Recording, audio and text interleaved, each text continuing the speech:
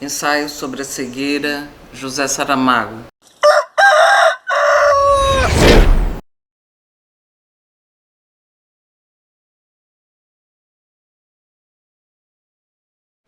O disco amarelo iluminou-se. 2 dos automóveis da frente aceleraram antes que o sinal vermelho aparecesse. Na passadeira de peões surgiu o desenho do homem verde. A gente que esperava começou a atravessar a rua pisando as faixas brancas pintadas na capa negra do asfalto. Não há nada que menos se pareça com uma zebra, porém assim lhe chamam. Os automobilistas, impacientes, com o pé no pedal da embreagem, mantinham em tensão os carros, avançando, recuando, como cavalos nervosos que sentissem vir no ar a chibata. Os peões já acabaram de passar, mas o sinal de caminho livre para os carros vai tardar ainda alguns segundos. Há quem sustente que essa demora, aparentemente tão insignificante, se a multiplicarmos pelos milhares de semáforos existentes na cidade e pelas mudanças sucessivas nas 3 cores de cada um, é uma das causas mais consideráveis de engorgitamentos da circulação automóvel ou engarrafamentos, se quisermos usar o termo corrente. O sinal verde acendeu sem fim, bruscamente. Os carros arrancaram, mas logo se notou que não tinham arrancado todos por igual. O primeiro da fila do meio está parado. Deve haver ali um problema mecânico qualquer, o acelerador solto, a alavanca da caixa de velocidade que se encravou, ou uma avaria do sistema hidráulico, blocagem dos travões, falha do circuito elétrico, se é que não lhe acabou simplesmente a gasolina. Não seria a primeira vez que se dava o caso. O novo ajuntamento de peões que está a formar-se nos passeios vê o condutor do automóvel imobilizado a esbracejar por trás do para-brisas, enquanto os carros atrás buzinam frenéticos. Alguns condutores já saltaram para a rua, dispostos a empurrar o automóvel empanado para onde não fique a estorvar o trânsito. Batem furiosamente nos vidros fechados. O homem que está lá dentro vira a cabeça para eles, a um lado, a outro. Vê-se que grita qualquer coisa. Pelos movimentos da boca percebe-se que repete uma palavra. Uma não, 2. Assim é realmente consoante se vai ficar a saber quando alguém, enfim, conseguir abrir uma porta. Estou cego. Ninguém o diria. Apreciados como nesse momento, é possível apenas de relance. Os olhos do homem parecem sãos. A íris apresenta-se nítida, luminosa, a esclerótica branca, compacta como porcelana. As pálpebras arregaladas, a pele crispada da cara, as sobrancelhas de repente revoltas, tudo isso qualquer o pode verificar, é que se descompôs pela angústia. Num movimento rápido, o que está à vista desapareceu atrás dos punhos fechados do homem, como se ele ainda quisesse reter no interior do cérebro a última imagem recolhida, uma luz vermelha, redonda, num semáforo. Estou cego, repetia com desespero, enquanto o ajudavam a sair do carro e as lágrimas, rompendo, tomaram mais brilhantes os olhos que ele dizia estarem mortos. Isso passa, vai ver que isso passa. Às vezes são nervos, disse uma mulher. O semáforo já tinha mudado de cor. Alguns transeuntes curiosos aproximavam-se do grupo e os condutores lá de trás, que não sabiam o que estava a acontecer, protestavam contra o que julgavam ser um acidente de trânsito vulgar. Farol partido, guarda-lamas amolgado, nada que se justificasse a confusão. Chamem a polícia, gritavam. Tirem daí essa lata. O cego implorava. Por favor, alguém me leve para casa. A mulher que falara de nervos foi de opinião que se devia chamar uma ambulância, transportar o pobrezinho ao hospital. Mas o cego disse que não queria tanto, só pedia que o encaminhassem até a porta do prédio onde morava. Fica aqui, muito perto, seria um grande favor que me faziam. E o carro? Perguntou uma voz. Outra voz respondeu. A chave está no sítio, põe-se em cima do passeio. Não é preciso, interveio uma terceira voz. Eu tomo conta do carro e acompanho esse senhor a casa. Ouviram-se murmúrios de aprovação. O cego sentiu que o tomavam pelo braço. Venha, venha comigo, dizia a mesma voz. Ajudaram-no a sentar-se no lugar ao lado do condutor, puseram-lhe o cinto de segurança. Não vejo, murmurava ele entre o choro. Diga-me onde mora, pediu o outro. Pelas janelas do carro espreitavam caras vorazes, gulosas de novidade. O cego encheu as mãos diante dos olhos, moveu-as. Nada. É como se estivesse no meio de um nevoeiro. É como se estivesse caído num mar de leite. Mas a cegueira não é assim, disse o outro. A cegueira, dizia, que é negra, pois eu vejo tudo branco. Se calhar a mulherzinha tinha razão. Pode ser alguma coisa de nervos. Os nervos são um diabo. Eu bem sei o que é. Uma desgraça, sim, uma desgraça. Diga-me onde mora, por favor. Ao mesmo tempo ouviu-se o arranque do motor.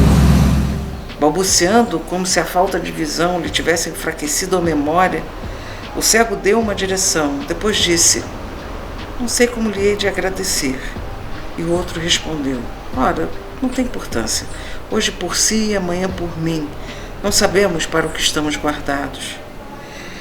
Tem razão. Quem me diria, quando saí de casa essa manhã, que estava para me acontecer uma fatalidade como esta? Estranhou que continuassem parados. Por que é que não andamos? Perguntou. O sinal está no vermelho, respondeu o outro. Ah, fez o cego. E pôs-se a chorar outra vez. A partir de agora, deixara de poder saber quando o sinal estava vermelho.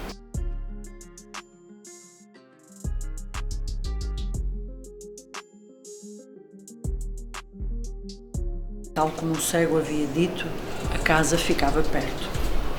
Mas os passeios estavam todos ocupados por automóveis. Não encontravam espaço para arrumar o carro. Por isso, foram obrigados a ir procurar sítio numa das ruas transversais. Ali, como por causa da estreiteza do passeio, a porta do assento ao lado do condutor ia ficar a pouco mais de um palmo da parede. O cego, para não passar pela angústia de arrastar-se de um assento ao outro, com a alavanca da caixa de velocidades e o volante a atrapalhá-lo, teve de sair primeiro. Desamparado no meio da rua, sentindo que o chão lhe fugia debaixo dos pés, tentou conter a aflição que lhe subia pela garganta. Agitava as mãos à frente da cara, nervosamente, como se nadasse naquilo a que se chamara um mar de leite, mas a boca já lhe abria para lançar um grito de socorro. Foi no último momento que a mão do outro lhe tocou de leve no braço. Acalme-se, eu levo. Foram andando muito devagar. Com o medo de cair, o cego arrastava os pés, mas isso fazia-o tropeçar nas irregularidades da calçada. Tenha paciência, já estamos quase a chegar, murmurava o outro, e um pouco mais adiante perguntou, está alguém em sua casa que possa tomar conta de si? E o cego respondeu, não sei, a minha mulher ainda não deve ter vindo do trabalho. Eu hoje é que calhei sair mais cedo e logo me sucede isto. Verá que não vai ser nada. Nunca ouvi dizer que alguém tivesse ficado cego assim de repente. Que eu até me gabava de não usar óculos, eu nunca precisei. Então já vê. Tinham chegado à porta do prédio. Duas mulheres da vizinhança olharam curiosas a cena. Vai ali aquele vizinho levado pelo braço. Mas nenhuma delas teve a ideia de perguntar. Entrou-lhe alguma coisa para os olhos, não lhes ocorreu, e tampouco ele lhes poderia responder. Sim, entrou-me um mar de leite. Já dentro do prédio, o cego disse, muito obrigado, desculpe o transtorno que lhe causei, agora eu cá me arranjo. Ora essa, eu subo consigo, não ficaria descansado se o deixasse aqui. Entraram finalmente no elevador apertado. Em que andar mora? No terceiro, não imagina quanto lhe estou agradecido. Não me agradeça. Hoje por si, sim, tem razão. Amanhã por si. O elevador parou. Saíram para o patamar. Quer que eu ajude a abrir a porta? Obrigado. Isso eu acho que posso fazer. Tirou do bolso um pequeno molho de chaves.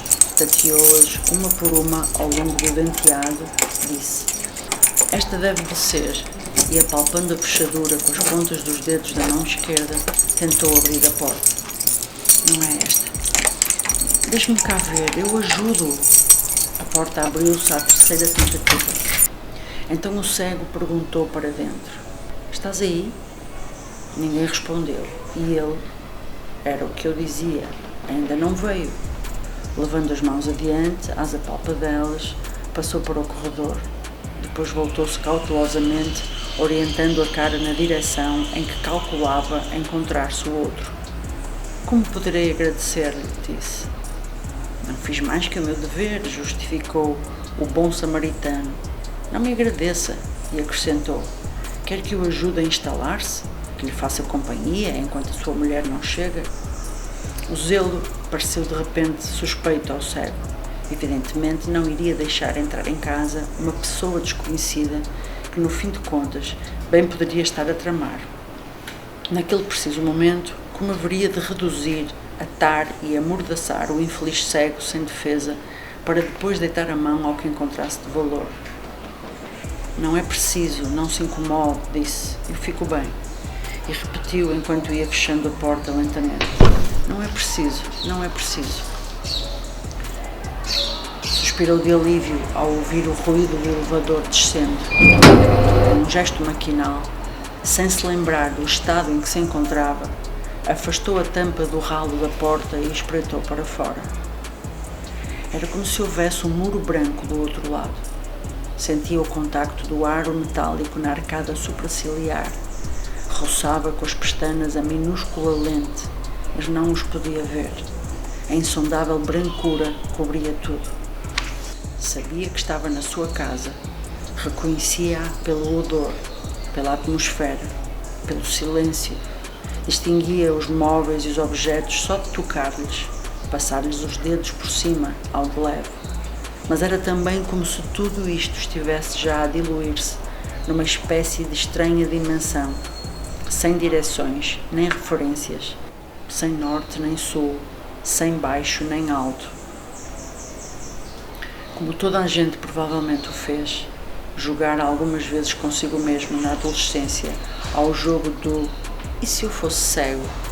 e chegar à conclusão, ao cabo de 5 minutos com os olhos fechados, de que a cegueira, sem dúvida alguma uma terrível desgraça, poderia ainda assim ser relativamente suportável se a vítima de tal infelicidade tivesse conservado uma lembrança suficiente, não só das cores, mas também das formas e dos planos, das superfícies e dos contornos, supondo, claro está, que a dita cegueira não fosse de nascença.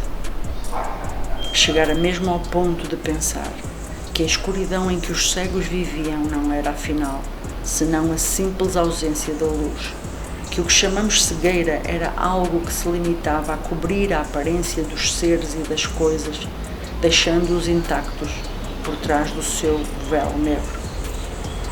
Agora, pelo contrário, ele que se encontrava mergulhado numa brancura tão luminosa, tão total, que devorava mais do que absorvia, não só as cores, mas as próprias coisas e seres, tomando-os por essa maneira duplamente invisíveis.